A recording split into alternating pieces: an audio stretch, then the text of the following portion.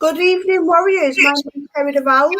I'm the Warrior Queen. Tonight, I've got with me the brilliant Anne Crook. Welcome to Warrior TV, Anne. Thank you so much, Kerry, for having me. You're welcome. And how are you before we start? I'm doing well, thank you. So obviously, before we start, we're going to do some quick fire questions to warm us both up because it's my first time back after a week. So I'm not 100%, but I know what to do. Right. Sounds good. Yeah. Cat or dog? Oh, cats, definitely. And seeing as it's October, Halloween or Christmas? Oh gosh, that's a tough one. I would say Halloween. I'd go Christmas. I can't wait to put my Christmas tree up. I like them both, but yeah. Yeah, I think going the way it is, I think it's going to be up on the 1st of November. Adam's going to kill me, but oh well. Oh, I love it. Yeah. Does pineapple belong on pizza? It does. I think it actually tastes really good. How about you? I love it. Yeah. I love pineapple on pizza. Adam hates it. Oh, well. Yeah, it's one of them. You know, every time I get chicken and pineapple, I'm like, Adam, yum. Yeah. Yeah. And if money was no object, where would you live in the world? Oh gosh, that's a good one. Maybe have like a beautiful home in the Mediterranean, somewhere with those beautiful blue seas with an ocean view, and then a mountain home as well. I love the mountains, so I'd have two homes. I think I would too, actually. Somewhere nice and hot in the winter, but then Britain for all the rest of the year. Exactly. You know, 'cause I like winter. I don't like the snow. It gets really, really cold.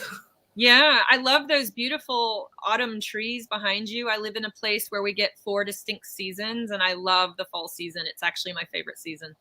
Yeah. So. Yeah, I'm loving all the leaves at the moment. They're all over the garden, all over the paths, all over the schoolyard. You know, but all the colours, I love it. It's like it's nearly Christmas. That's right. Yep. So tell us, who is Anne? Gosh, that's a big question.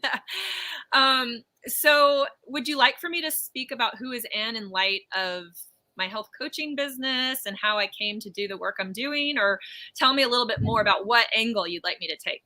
Who is Anne away from work? So from when you were a little girl growing up and how you got into doing what you do. Okay. Well, away from work. I'll give you the spotlight. Oh, great. Okay, thank you. Actually, okay, fine. So yes, who is Anne?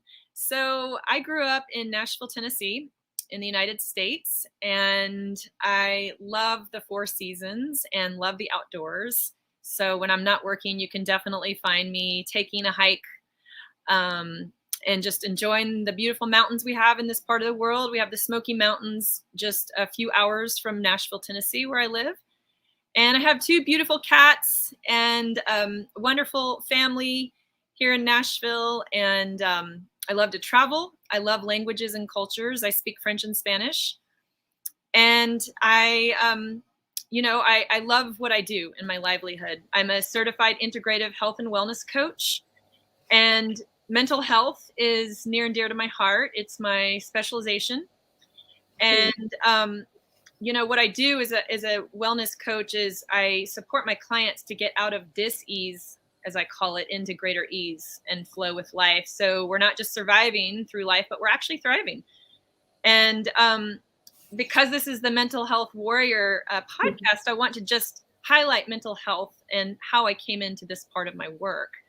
I had struggled on and off for years with depression and, have an amazing, had a wonderful childhood and upbringing and so many wonderful things in my life, but just had these weird symptoms that just plagued me. And I just couldn't understand like what was going on in my body.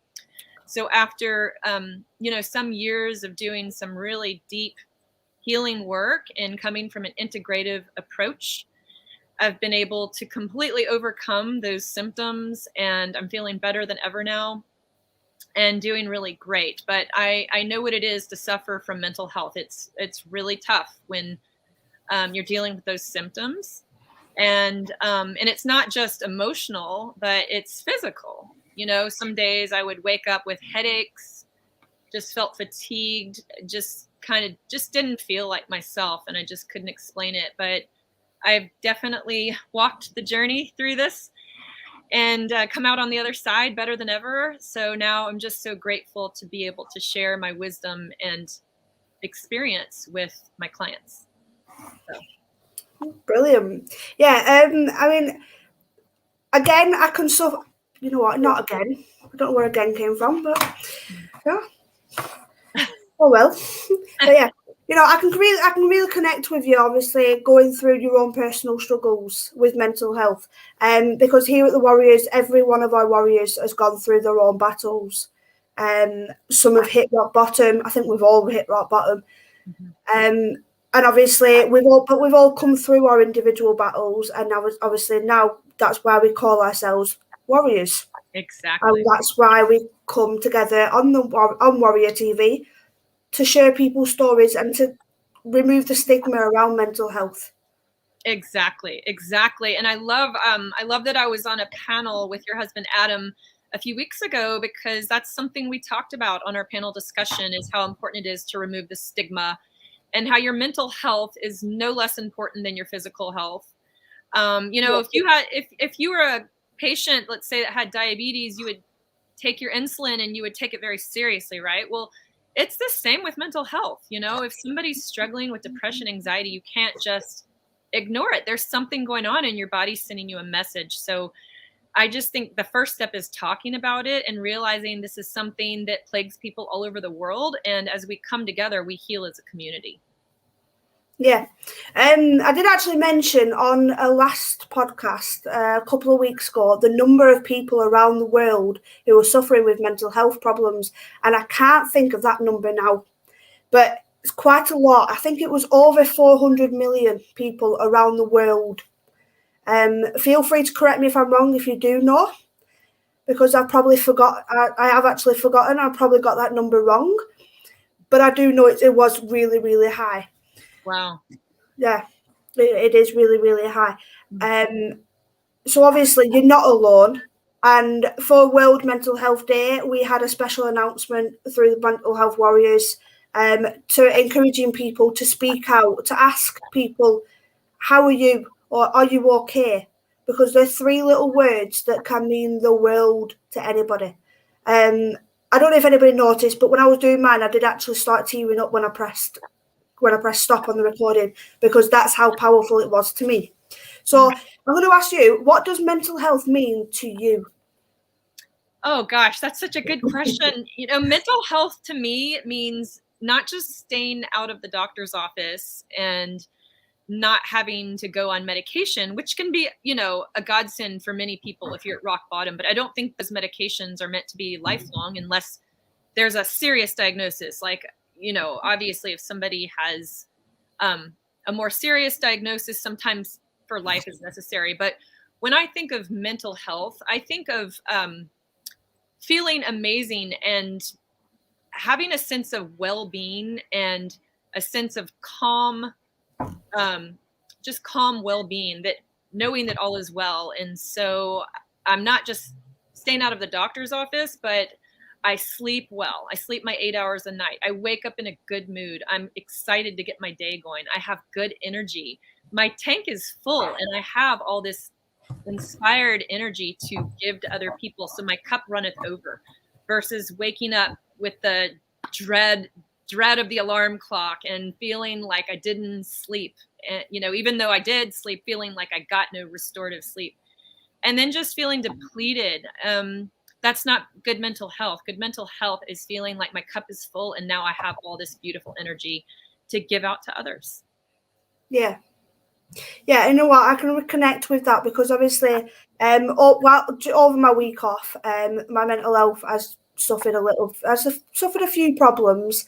There's been days where I've been cracking on with my housework, but I've been in tears while I've been doing it, because I'm soldiering through. Even though I want to break down, I'm telling myself that there's that little voice in my head, my little warrior voice, telling me I'm a warrior, I need to carry on. And obviously hashtag never quit, and I didn't quit. I got all my housework done, and I was able to sit in my living room and think, the house is clean, and I've done that, and that gives me a little bit of a lift, knowing that even though I'm feeling really down and feeling really crappy, I've done that. The house is clean because of me. The clothes are, drying because of me, and that gives me a lift. So, I mean, mental health to me is, it can be your best friend or it can be your worst nightmare. This week it's definitely been my worst nightmare, but I've battled through. Hashtag never quit. And we can all use that hashtag never quit, and it's one that we do promote. Yes, I love that. Exactly. Never give up. Keep the faith. Yeah. Yeah. Obviously, I want to touch on you're an integrative health coach. Mm-hmm. So I want to touch on how you got into that and what it specifically is. Yes. So I love the word integrative, because to me, it's really I had to read it because I forgot. Sorry. Oh, that's okay. So integrative to me really means looking at the whole person. So as a health coach, when I'm working with my client, I'm not just looking at what's going on in their physiology, but I'm looking at the whole story of their life. What were triggering events that could have set off these mental health symptoms? Was there trauma in their past? Or, what kind of foods are they eating? How are they sleeping? How are they managing stress? So it's really looking at the body, mind, and the spirit to see how all of those pieces play together. So that's why I love the word integrative, because I'm not just working with food and lifestyle, but I also, I've been trained through a wonderful institute here in the United States called the Institute for the Study of Birth, Breath, and Death. And I've been trained to hold space for people who are experiencing grief and difficult emotions in the body. Because I feel like when we can hold space for those parts of us that get stored in the body, what happens is when it gets frozen or stuck in the body, it creates this dis-ease, or it could lead to symptoms like in depression or anxiety. But when we hold space for them and we actually turn towards those parts and integrate them, then it frees us up emotionally to feel a sense of greater well-being. So that's a little bit about what I do.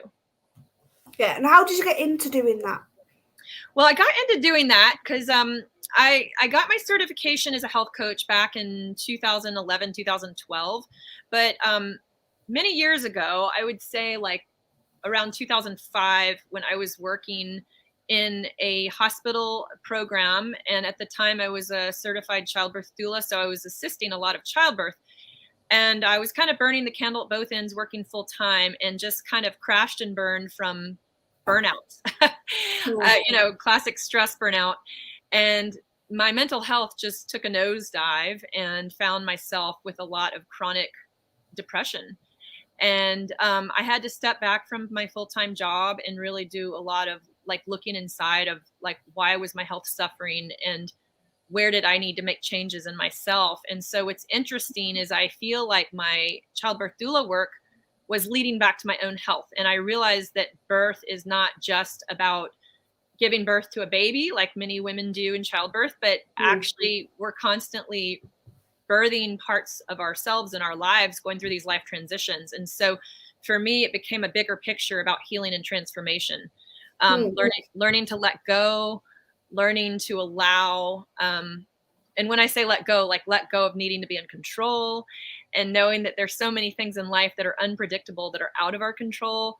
But when we kind of find like agency over how we show up and how we're working through these life transitions and coming from a place of greater trust and ease, then our health actually starts to benefit from that. So that's a little bit about how I came into being a health coach. Yeah. So obviously part of being a health coach, you'll offer people self-care techniques. I do. I like to say self-care equals health care. Yeah, I love that. And so, what's your favorite method of self-care? Oh gosh, there's so many, but I would have to say one of my favorite methods is getting outside in nature. I'm a huge outdoor lover. And here in Tennessee, we have a ton of beautiful waterfall hikes, and it's very green and lush here. And so one of my favorite self-care when it's warm enough is to get out on these beautiful waterfall hikes and swim in the water. It's just so invigorating. And I'm also a big nutrition fan, and like my morning routine is so important to me. So when I think about starting the day off well with a really delicious, healthy smoothie at breakfast time and making sure I'm getting quality sleep. I take my sleep very seriously because I say that sleep is not a luxury. It's a medical necessity to sleep well.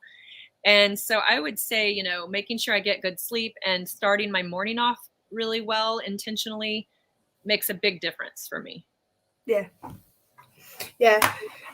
Sleep. Obviously, sleep is very important. We've had a few problems with sleep with the kids. Oh, right. Well, definitely when that alarm goes off in the morning, it's like, no, I'm not ready to wake up yet. Oh, this morning, I shut the alarm off and actually fell back asleep, and I woke up and I'm like, oops. Yeah. Imagine. All had that mornings. Right. I can imagine. Yeah, when you've got two kids and lunch boxes and uniforms to iron, it's like, oh my God. Yeah. Oh gosh, I have so much admiration and respect for the big job that you have being a parent. It's a lot of work. Yeah, especially when he's got autism as well. It's extra hard because he'll have the good days, but he'll also have those bad days. Adam has given a question. Okay. Australia has become the longest country to break the record of being in lockdown. How have you coped through the lockdown? Well, so I'm in the United States, but so we're not currently in lockdown. However, we were obviously in lockdown last year. And it's really interesting, the timing of us going into lockdown here in the United States, because when COVID came here, it was back in March of 2020, like for most of us. And I was kind of at my rock bottom back then. I was going through a very difficult change in my own life. And so for me at first, being in lockdown was kind of a nightmare because I was like, oh my gosh, how am I going to deal with this? Just the isolation of lockdown and not being able to be close to friends because I was going through such a rough patch in my own life. But then I started to see it as a blessing, because what lockdown provided me in the spring of 2020 was a chance to take a step back from my life, not feel pressured to get back into the, you know, hustle and bustle of everyday life, and to really go through a grieving process, which I needed to go through at the time, and honor that emotion that was coming up in my body, and to really slow down and start to tune into my body more, and to just come at life from a slower pace. And that helped me to heal, and that helped me to get to the amazing place I am today. So yeah, which is really good. Obviously on the subject of lockdowns, throughout lockdown, I think lockdown went different ways for people. It was either you use lockdown to change yourself into a better person, get a qualification, learn a new skill, get to know your partners maybe. Or lockdown obviously became a horrible place, and sadly some people didn't make it through lockdown. You know, and that's the sad reality of it. Yeah. Lockdown affected mental health in a massive way. Massive way, yes. It did. Yes. Personally, it affected me, but then I got to know Adam a lot more, and I think it actually improved mine and Adam's relationship. Yeah, there have been like challenges and difficulties with lockdown, and there have been blessings. And I feel for the people that you said didn't make it through, because I really believe that COVID has exacerbated mental health symptoms. If they were already there, it's just made it that much more difficult for people. But on the bright side, it's also been an opportunity to kind of reset ourselves and how we show up in life, and kind of kind of come from a fresh start of how do I want to show up in my life from here forward. Yeah. Yeah. Well, obviously on the subject of mental health, you're a part of, is it the Campfire Project? I am, yes. So how did you get a part of that? Oh, I love the Campfire Project. Alan Stevens is wonderful. So I joined the Campfire Project probably about 8 months ago. I'm in this fabulous global networking group, which is called V-Team or Team Referral Network. It's global. And Alan Stevens, who started the Campfire Project, is in that group. So I met him through one of their monthly summits. And he told me about the Campfire Project, and he said, you know, I'd be honored to have you come speak and tell people what you do. So that's what got me into the Campfire Project. And then I met your wonderful husband, Adam, I guess it was about 3 weeks ago. We did our panel discussion, which is now part of that as well. Yeah. Personally, I love the Campfire as well. I did my interview with Scott Carson, I think a couple of months ago. Okay. I've not done a panel yet. Maybe one's coming up. I don't know. Yeah. I'd love to do a panel though. Oh, it'd be great. You and Adam could get on and do a panel about the mental health warriors. That would be awesome. That would be brilliant. So Alan Stevens, if you're watching, the mental health warriors are ready whenever you are. Right. I've not done a podcast with Alan Stevens yet. So that'd be interesting. Adam calls him Papa Smurf. I love it. He's awesome. Alan Stevens is awesome, and he is. Yes, it's a fabulous community. What I love about the Campfire Project, it's a global community, and it was so rich when I was speaking with your husband Adam and several other people, Martin and Angela, on our panel, because here we were coming together talking about mental health in 3 different countries. How powerful is that? You know, talking about getting rid of the stigma and what we can do to heal as a community, and how powerful to come together as a global community. I just love that. Yeah, Adam's asked, would you join that panel? I think it's when the mental health warriors come on. Absolutely, I'd love to. Thank you. Yeah, brilliant. So, Adam, if you can, on Facebook, tag Alan Stevens. Maybe we can get it. Maybe we can get that sort set up at some point. I'd love that. I mean, I sat in the background a little bit, and it was only recently, I think, in the last couple of months, I actually worked up the courage to put my story out. And you know what? I love doing it, and I would highly recommend the Campfire Project to anybody. Nobody in the Campfire is there to judge you. Everyone's there to listen to your story and to help you. It's exactly. It is an amazing group of people. It really is. And it's a safe space. You know, Alan makes sure to keep it safe for people so we can show up authentically. And I think by sharing, you know, what we've personally struggled with in our own lives, it creates permission for other people to share authentically as well. And so it's a great platform. It is a great platform. So what do you think would be next in the Campfire Project for you? Well, I just did another panel discussion with Alan and my good friend and colleague Melissa Deely, and we were talking about mindset and how important it is to create a healing mindset or a growth-oriented mindset. And so I think that we're going to probably do another round of that and have one other woman that was actually supposed to join us the first time, but she had a family emergency that day. But her name is Jenny Rice, wonderful woman. And I think we're going to do a round 2 about mindset and get her perspective as well. Yeah. Tell you what would be brilliant for that. Our mindset coach, Steve Knapp, he's also in Australia. Okay. He's part of the Warriors. Has 2 shows, one on a Tuesday with our other warrior Tessa, and one on a Wednesday. And this week he had his mother on, and it was a very good show. Oh, I love that. Yeah. Yeah. I noticed obviously you've mentioned Martin. Martin was on earlier today with Adam. Oh, good. Oh, okay. So Martin was interviewed on the Mental Health Warriors podcast today. Yep. That's wonderful. He was part of our panel. And Angela Weiss is amazing too. Have you connected with her as well? Adam has spoken to her here. I've not had the personal privilege of speaking to her, but again, anything going forward, it could happen. Exactly. And that was Adam's idea, actually. I want to give him credit to have that panel on the Campfire Project. That was Adam's idea, and I'm so glad it came together for all of us. Yeah, Adam's full of good ideas. Yes. The Mental Health Warriors was Adam's brainchild, and when he first told me about it, I'm like, yeah, okay then, Adam, whatever.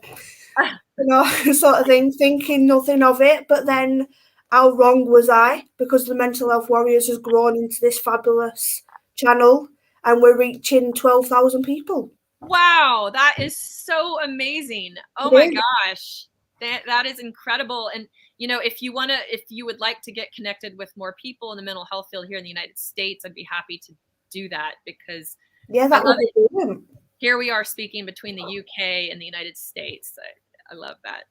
Yeah, well, one of our warriors, Dale, he's in the USA. I'm not sure quite whereabouts. I can't keep up with where all the warriors are. Yeah, we're all over the world. It's crazy. But I do know that Dale is in America, and then we've got a few Australians and a few in the UK. Okay. There's 13 of us. We've lost a couple of warriors, but hey ho. We've got 13 active warriors now. So, 13 is a bad number, but it's positive for us.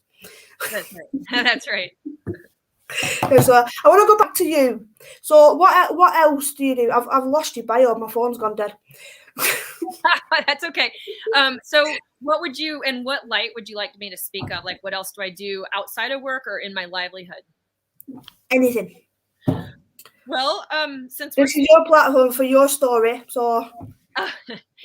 Well, one thing that I've enjoyed doing, it's been a part of my life for the past 20 years, I would say, because I've always had a fascination with learning about other languages and cultures, and languages have always come naturally for me. And so I got my bachelor's degree in French when I was in school, and then I went on to learn Spanish.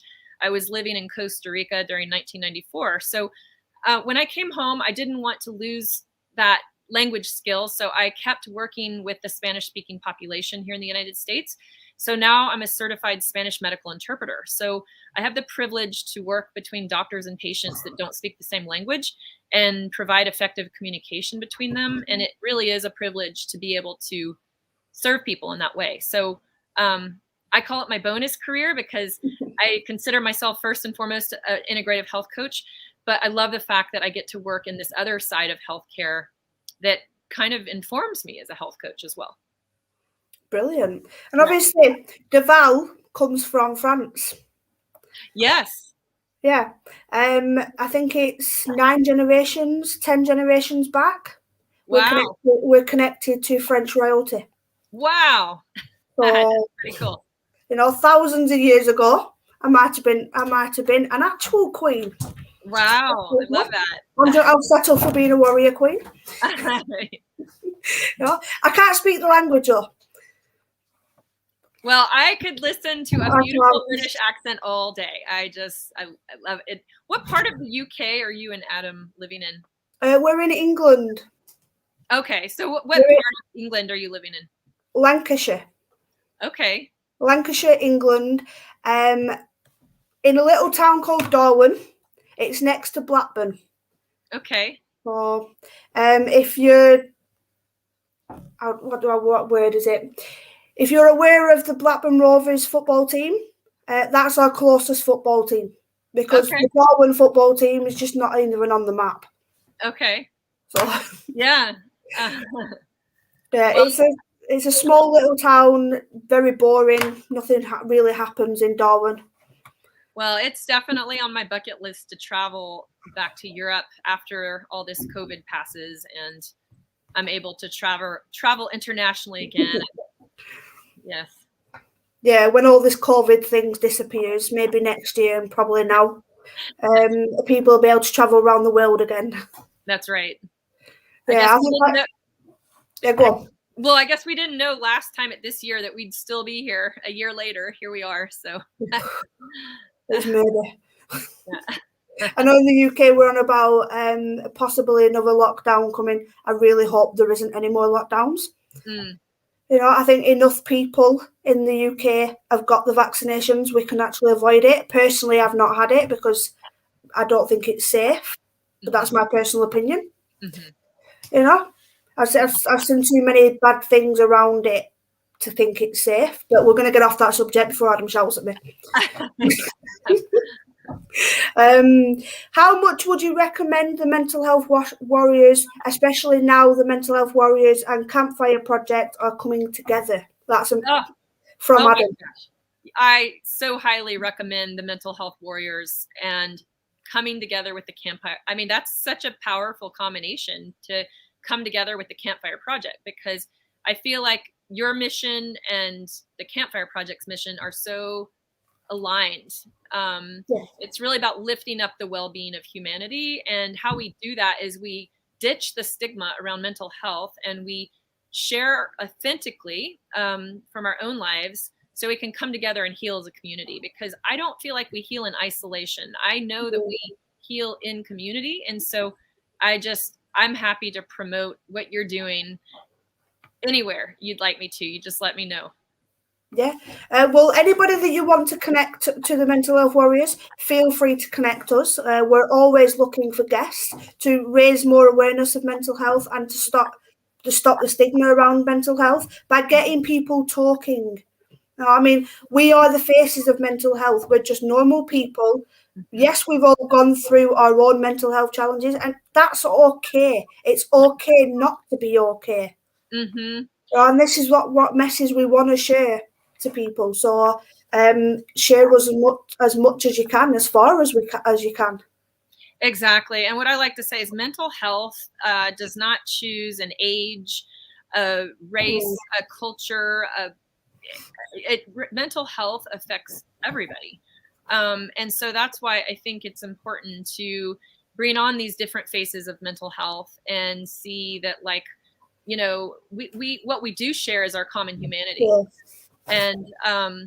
And so I think just by having these discussions and bringing greater awareness to the general public is a great first step. Yeah, definitely. I mean, just by having these talks, I mean, if you'd have asked me 12 months ago, would you ever be on camera streaming live and 12,000 people would see it, I'd have gone, not a chance. Not a chance would I ever do that. Yeah. My anxiety wouldn't let me do that, but I'm doing it. You are. That's what we are. I mean, I was breaking it on my first one and my second one, but I battled through and I did it. And now I love it. Well, that's the coolest thing, when you feel the fear and you do it anyway. And because that's when we're in our growth zone, when we're kind of like pushing through something that is a little bit outside of our comfort zone, but that's when we're actually growing and evolving. Yeah, and that's what it's all about. I mean, that's one of the things that mental health can be your best friend, is it can make you grow into a whole different version of yourself. Oh, yeah. Yeah. Definitely. I like to say, like, I personally have gone through a dark night of the soul. I'm sure a lot of people watching have gone through their own, but breakdown actually is a great opportunity for breakthrough. So, when you're breaking down, allow it, because you're going to be rebuilding something even bigger and better as a best version of yourself. Yeah, definitely. And I'm an advocate for that, because I've had a couple of breakdowns, and when I've come through them, I'm a better person. I'm a stronger person. Exactly. And we have more compassion for when we're serving others. I believe after we've gone through a breakdown of some sort, then we have greater compassion to support other people. Yeah. Definitely. And connecting with other people who have had similar issues has woken me up to, the fact that I'm not the only one that's going through these. There's millions of more people going through similar things. Exactly. Nobody's alone. And you never know, like, when you're sharing your story about what you've gone through, you never know whose life you're touching just by sharing authentically about what you've come through. Exactly. I mean, if we can help just one person by having this chat, we've done our job. Exactly. Because one person starts off, it might just start off with one person, but then we reach more and more people. And now the mental health warriors are reaching 12,000 people. That's incredible. So, wow, that is incredible. I am really proud of the warriors because obviously it's got to that much, and I'm absolutely buzzing with it. That's incredible. You and Adam definitely should be proud of that. That's incredible. And I'm happy to help you reach more people here in the United States as well. Brilliant. Yeah. Yeah. Well, thank you for your chat tonight. We're going to keep it short and sweet because I'm a little bit tired. Oh, we've had a busy few days, but hey ho. But you are welcome back at any time. Maybe we can do a panel on the warriors where we bring the campfires onto warriors for a second time. I know the last time Adam and Kerry Bird did it. Maybe next time we get me and another warrior to do it. We'll kick Adam off this time. Well, thank you so much for the opportunity to come speak on your podcast. And if you do want to do a campfire panel discussion for the mental health warriors, I'd be happy to contribute in any way I can. Yeah, definitely. So just keep me posted about that. Yeah, definitely. Adam, there's a little thing, and he just popped up tomorrow morning, 10 a.m. at the UK time. So I think that's 7 a.m. in Australia. I don't know. Wait, no, this is. Tell me again. This is 10 a.m. in the UK time. Yeah. So is it 9 or 10 hours in front of us? Right now here in Nashville. Well, you and I started this interview at 2:30 p.m. my time, so. I think we're about 6 or 7 or 8 hours apart, something like that. Yeah. I can't keep up with this time difference, but tomorrow morning, 10 a.m. UK time, Sharon Shimello is actually spelt Shimello wrong. Sharon's going to get you on that one, Adam. Sharon Shimello and Steve Knapp have got an interview with a parenting coach called Lillian Reiki. I hope I've pronounced that right. But that's tomorrow morning on Warrior TV. Please tune in for that. And the only thing I'm going to say is thank you, Anne, for coming on. You've been brilliant. Thank you so much, Carrie, for the invitation. And if people want to reach out or they want to connect with me, is it okay if I just share my website? So my website is integrativeradiance.com. That's integrative with an IVE at the end. Radiance, RADIANCE. And my email address is on the website, so they can reach out to me there. Yep. Brilliant. And feel free to share this around. Thank you for everyone that's tuning in. Thank you, Adam, for commenting. It is mostly Adam on the comments. Apart from one comment, Holly Dyke, I think, did a purple heart. Thank you, Holly. Thank you, Holly. So thanks again for tuning in. Please tune in tomorrow morning for Sharon and Steve, our Australian warriors, and see you all later. Thank you so much. Bye. Oh, hang on.